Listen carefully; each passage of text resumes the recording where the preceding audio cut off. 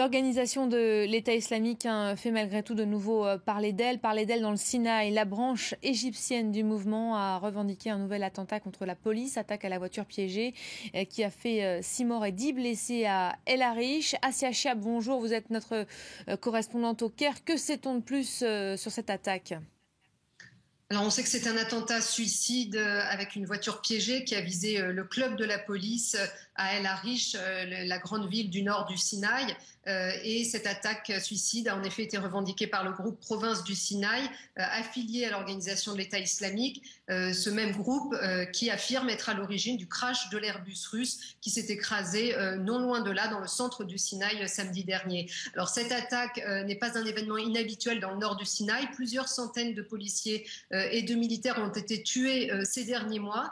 Il y a des attaques des djihadistes contre les forces de sécurité égyptiennes presque tous les jours dans cette région du Sinaï, même si il est difficile de savoir exactement ce qu'il s'y passe parce qu'il y a un état d'urgence qui est en place et un blackout médiatique presque total. On sait que le régime a déployé de gros moyens militaires ces derniers mois, mais ça n'a visiblement pas mis un terme à cette insurrection, malgré les affirmations du président Al-Sisi qui dit que la situation est sous contrôle dans le Nord Sinaï. Cette dernière attaque remet en cause ces affirmations.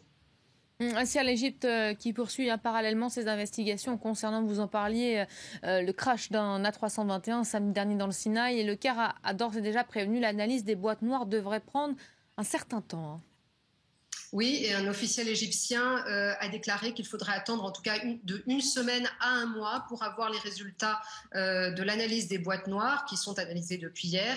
Et le régime égyptien, en tout cas en attendant, minimise autant que possible la probabilité d'un attentat. Il ne veut pas de spéculation, même si on sait déjà que l'avion s'est disloqué en plein vol, suite probablement à une explosion. Mais est-ce que cette explosion provient d'une bombe placée à bord ou est-ce qu'elle a été liée à une grave défaillance technique? C'est ce que c'est ce que doit révéler l'enquête.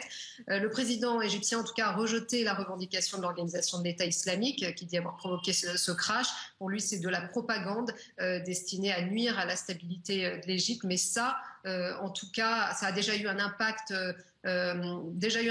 sur l'économie, sur le tourisme égyptien, puisque des voyagistes ont commencé à enregistrer des annulations de séjour pour les stations balnéaires du Sud Sinaï comme Sharm el-Sheikh. Assia Chiab en direct du Caire. Merci beaucoup, Assia.